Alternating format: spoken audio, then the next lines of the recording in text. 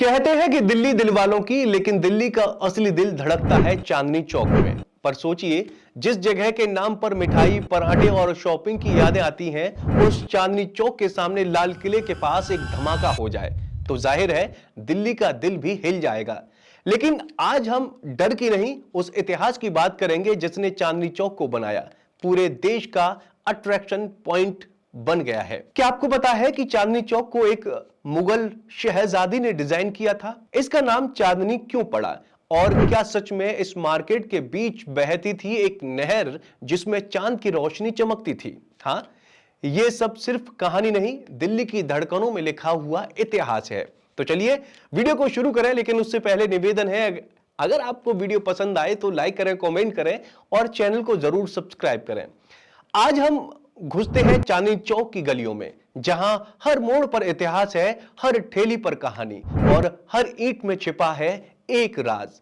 शुरू करते हैं। दिल्ली वालों की दिल्ली, खासकर पुरानी दिल्ली, वैसे तो मुगल काल के ढेरों नायाब चीजों को अपने में समेटे है।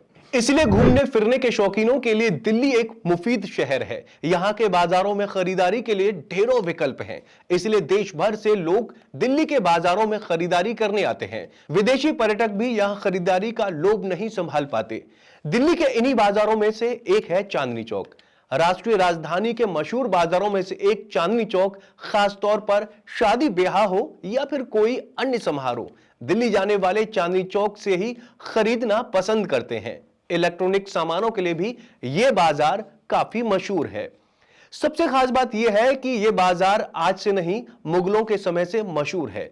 दरअसल सभी महिलाओं की तरह मुगल बादशाह शाहजहां की बेटी जहां आरा को भी खरीदारी का काफी शौक था। इसलिए साल 1668 में जब शाहजहां ने अपनी राजधानी आगरा से दिल्ली स्थानांतरित की तो इस बाजार का निर्माण करने के बारे में सोचा था।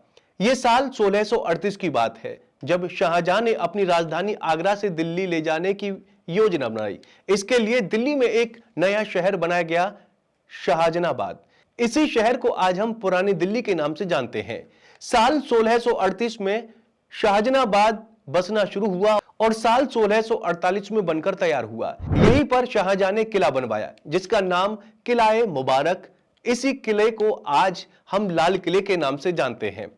दिल्ली के किले में शाही परिवार रहने आया तो शाहजहां की बेटी जहां आरा अक्सर खरीदारी के लिए अलग अलग बाजारों में जाने लगी। बताया जाता है कि जहां आरा को खरीदारी का काफी शौक था, इसको देखते हुए शाहजहां ने अपनी बेटी के लिए लाल किले के ही सामने एक खास और बड़ा बाजार बनाने की योजना बनाई।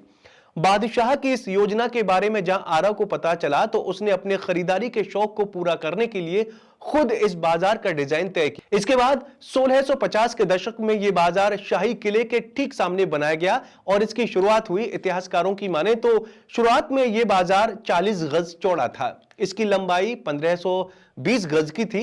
इस बाजार में कुल 1560 दुकानें थीं, जो अपने आप में एक अच्छी खासी संख्या थी। इस बाजार में तब भी जरूरत के सामान एक ही जगह मिल जाते थे।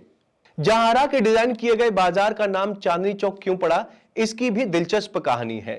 वास्तव में जब इस बाजार को मुगलों ने बनवाया था तो इसका यह अर्ध चंद्राकार यानी कि आधे चांद के जैसा था। इतना ही नहीं, इस बाजार में बीच से एक नहर भी बहती थी और एक तालाब भी था। इस शाही नहर और तालाब को यमुना से पानी की आपूर्ति की जाती थी।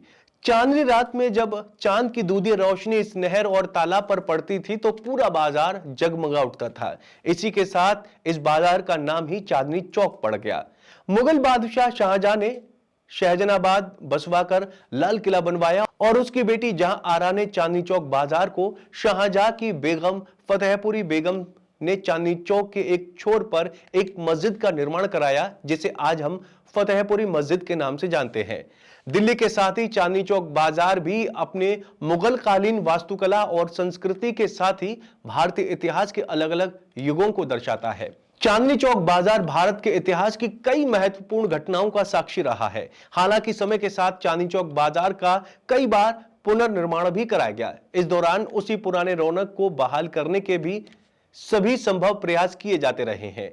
इन्हीं पुनर्निर्माणों के दौरान चांदनी चौक की नहर और तालाब को पाट दिया गया। अंग्रेजों के शासनकाल में नहर को ढककर पक्का कर दिया गया और उस पर दुकानें बना दी गईं। तो दोस्तों, उम्मीद है आपको जानकारी पसंद आई होगी। वीडियो कैसी लगी कमेंट करके जरूर बताएं और चैनल को जरूर सब्सक्राइब करें।